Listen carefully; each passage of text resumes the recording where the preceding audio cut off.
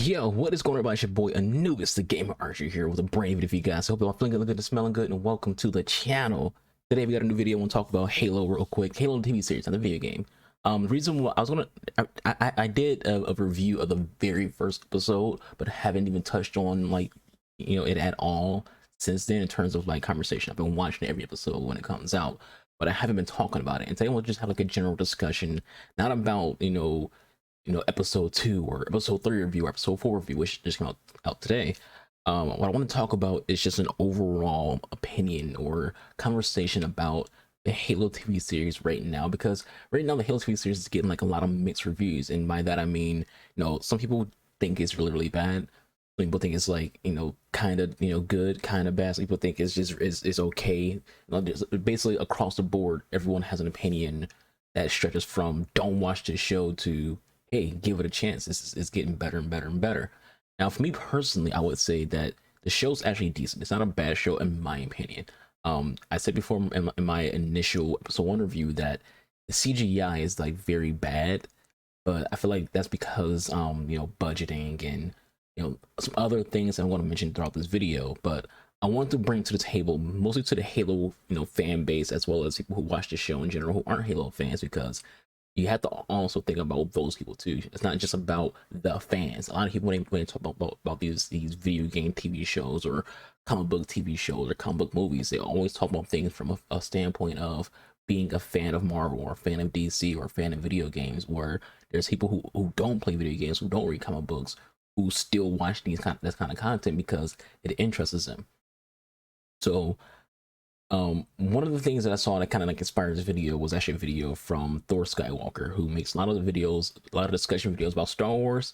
And he made a video recently, and he was comparing the Mandalorian TV show to the Halo TV show, in which I told him that I think, oddly enough, it's not Mandalorian, that Halo should be compared to. Mandalorian, though, is a guy in a helmet, Halo's a guy in a helmet. That's kind of like where the similarities in between Chief and the Mandalorian character. They both are dudes in suits of armor. What you could compare the Halo TV show is to the Netflix Witcher series. Those two follow the exact same ideals more than Halo and Mandalorian do. Both Halo and the Witcher series are trying to be shows that don't use the game as resources. This is an opinion, by the way. Everything we want to say within the next few minutes is not an opinion. These are factual statements and things are confirmed by the people who are the showrunners of both these shows. Both Halo and the Witcher TV series want to exist without relying on the games in general. The Halo directors came out and said it themselves, and people was like really mad at that. I was like, how come you're not using the games? I'll get into why I think it's a good idea that they don't use the games. Both Halo and Witcher are solely using the books, comics, miniseries, and the director's visions themselves to build this show because you want to be different. Both are trying to humanize the main characters. Geralt in the games can be seen as someone who doesn't have much personality, no emotion, etc. I've seen people who gave their opinions on the Witcher games who said even though they like the universe, they like the visuals of the game, they don't like Geralt because he isn't this outgoing, high personality character who they were used to. Now, people do like Geralt, people don't like Geralt. There's story reasons why Geralt is the way that he is. Not the point, though. Master Chief in the games have been viewed as just a killing machine, which did play a role into the stories of the games. Halo 4 and Halo 5, Master Chief is battling, the fact that he feels like he's just a machine. So you get these dialogue conversations between him and Cortana, where Cortana's like, "You're more than a machine. You're not just a machine." And also Captain Lasky, he the exact same things as well, where he's like, you're more than, you're not a machine, you're a human. And she's like, that's what she said too, as in referring to Cortana telling Chief that he's not a machine, he's a human. So you have the game that's been like trying to like get into that atmosphere of Chief is not just some killing, he's not a killing machine. When it comes to the TV series, though, they want to humanize these characters. Geralt is way more outgoing. You have like the TV series versus the video game of Halo. Chief doesn't take his helmet off at all in Halo video games, but in TV show, he takes his helmet off a lot. This is someone who's struggling with identity crisis essentially. And again, compared to the TV counterparts, Geralt in the Witcher TV show definitely shows emotion. He tries to hide it, and they intentionally zoom in on his face when they show you that he's trying to hide, that he's trying to show emotion. I'll reference a moment in the show where he thinks Yennefer's dead. So and someone tells him, I forgot who it was. It might have been, it wasn't Philippa. I forgot who. It might have been Frangelica who told Geralt that Yennefer was dead. She wasn't, and Geralt was about to cry, but then he forced emotions back inside. He also shows more personality in the Netflix TV show. He is more humanized. Chief in the show for Halo is often without his helmet to show he's human. That's the point. People are complaining that he takes his helmet off too often. That's why they want you to understand that he's a human underneath that helmet. He's battling emotions openly on the show to show he's a human. So in terms of storytelling, this is a good thing to try not to follow the games. Look at how successful video game movies have been thus far. Don't worry, I'll wait. They haven't. Video game movies are known to be failures. So if you're looking at it from that perspective, that video games have followed the games to the T, they fail.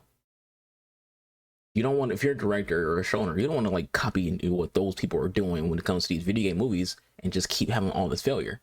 Now with that, if The Witcher and Halo follow the games to the T, what would be the reason to even watch those shows? Why would you want to watch The Witcher if it followed the video games?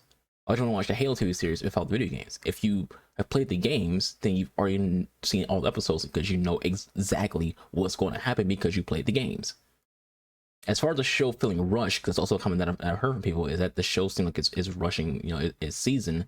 I think the writers and directors expect it to fail. Now, this is the only thing, portion of this part of the video that's an opinion. I think the writers and the directors expected Halo to fail. That's my opinion. I think they expected one season and didn't and thought that would be it. I don't think they thought they would get a second season. I don't think they thought they'd get more than that. I think they felt like this is gonna be like a one season thing. It's gonna get canceled. Let's not, break the bank on this TV show. They rushed some things and didn't break the bank on effects and CGI, etc. Which is part of the episodes so far being dialogue heavy. Up to this point, episode 1 had a lot of action, but 2, 3, and 4 have had a lot of dialogue, and it's, again, I feel like it's because they didn't want to break the bank and use so much, special effects and CGI on a TV show that they thought, might only be one season long. Halo in cinema has been a production hell venture. This isn't a opinion. This is a fact. Excluding the miniseries that exist, like Forums of Dawn, Halo Nightfall, Halo Legends, those little miniseries, Hollywood has been failing to get a Halo movie or TV show off the ground since 2006. It's 2022. Since 2006, they've been trying to do a Halo movie or Halo TV show, and it has not been able to be done until now. With the first person trying to do the impossible, that was Peter Jackson. That name, think of that name. The legendary Peter Jackson was the first person who attempted a Halo movie, and even he failed. That dream of making a Halo movie stayed in hell. Many got rumors to try their hands at it, and then Neil Blomkamp, who was going to work on the Halo movie with Peter Jackson, he made District 9, which he said used props and effects planned for the Halo movie. So people who watched District 9 was noticing things like, this kind of seems very Halo-like, and District 9 kind of became a movie that many speculated as a Halo dress rehearsal. Neil afterwards did end up getting his wish and was hired to make his own Halo movie. Even put out a really good teaser trailer for it, just to show what his plans are, how the effects will look, how the overall cinematography will look for his Halo movie. Bravo kilos moving west. Caution, incoming fighters.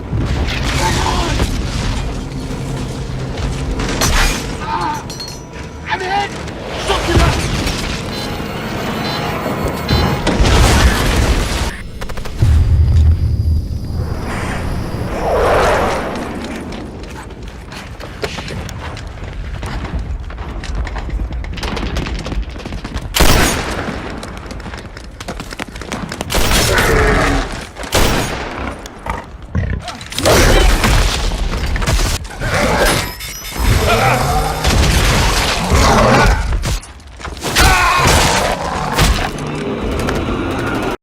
Also went into production hell.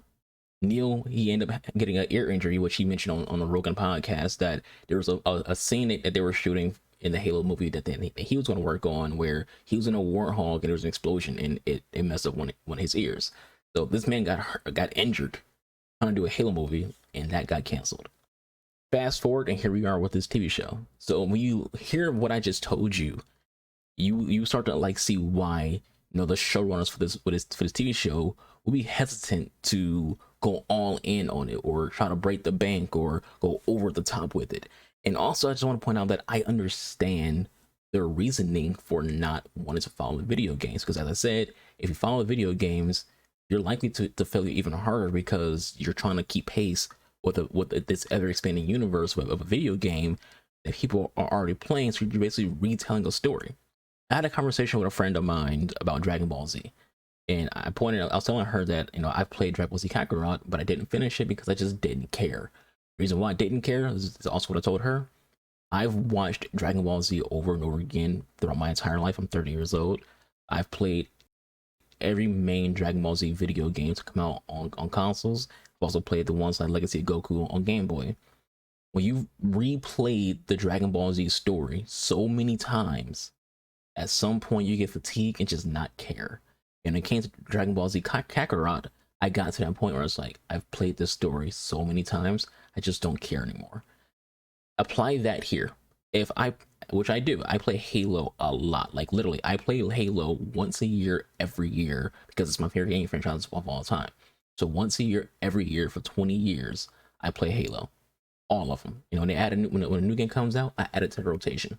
I play Halo a lot. So I'm experiencing that story a lot. So if this TV show followed that story, why the hell would I care about the TV show? If I play this story every single year for 20 years, I know the story like the back of my hand. Why would I care to watch a TV show that's also telling me that exact same story? It's better if that TV show tells me something that's a different experience or a different interpretation on what that can be. I'll give you another example. The MCU. The MCU doesn't follow the Marvel comics. The MCU is its own universe. Kevin Feige, the brains behind the MCU, this is something that he has said himself. This is the opinion. This is factual by Kevin Feige himself, that the MCU is its own universe, and though it uses characters from the overall Marvel comics universe, the universe is by itself, is separate. They're going to take characters from the comics and do their own thing with those characters, which is why you get a female Taskmaster and Black Widow. You're going to see people who in the comics are this character or this role, but in the movies will be entirely different. You see in the upcoming Miss Marvel TV show that her powers have been basically changed a little bit, or the reason why she has her powers are different based from in a show than it was in the comics, because Kevin Feige and Marvel, when it comes to the MCU, are doing things differently. If they did things based on the comics entirely, what would be the point? You already know the story. You already know the story. So you want people to have a new, a fresh experience, so you have to change things up, which is why it's good to not rely on a video game or a comic book or movie, but also it's okay to use them as a reference to understand the story, understand the context, which is why they don't follow the video games, but they do. The directors and showrunners of the Halo TV series do follow the books, which is good. So another thing that I've seen mentioned, as you get ready to wrap this up, was that if Halo is going to go the way that it's going right now, they should have just did it with a whole, fresh story, in terms of don't even have Chief in it at all. Try to introduce people to new characters and go from there. I understand that, and they're doing that. Chief is there because money. You want the show to succeed, even if you felt like it's going to fail. And the best way to do that is to have an icon character whose presence people can know who that is, who don't play the video games and are curious about it now because who this guy is. And you have people who play the games who are like, oh, it's Master Chief. I'm going to go watch that because I see Chief. At the same time, you have new characters who are from the books who people don't know about, like Silver Team, like you introduce this new character who's is human, who basically is with the Covenant, who hates humans herself, but she's a human. They view her as the blessed one because she can activate foreign technology like Chief can. He's a reclaimer. They don't call him that in the show. You also have this other character, Quan, who's a new character they're introducing to the Halo mythos. So there's new things in the show, like that's their own made up interpretation. Again, the Blessed One and Quan, but there's also people from the video games, not video games, but from the books, like Silver Team, who aren't in video games, who are basically being introduced to the mass audience, which is good because not everyone wants to read the books. If you mention Silver Team to a bunch of Halo people who play video games, maybe like one person will even know who you're talking about. But the other people who you're playing with in Halo are like, I don't even know who Silver Team is. What are you talking about? Because they don't read the books, they just play the games, and that's okay. You don't have to read the books if you play the games. This isn't we're not gatekeeping who is and who isn't a Halo fan by saying you gotta read the books to be considered a Halo fan. But with all that said, that's it for the video, guys. Thank you all for watching. Hope you all enjoyed. Leave any thoughts you have in the comments below. This is basically just an open discussion video. We jump back and forth between gameplay and live feed and things like that. I'll catch you guys on a live stream. Actually, Monday to Thursday, 3 Eastern, 7 Eastern. So you're gonna play some Elden Ring and some Godfall. So come by, hang out, chit chat, all that good stuff. I'll catch you guys on the next video. Y'all be safe. Be constant with the boy Anubis, the gamer archer. Anubis, deuces.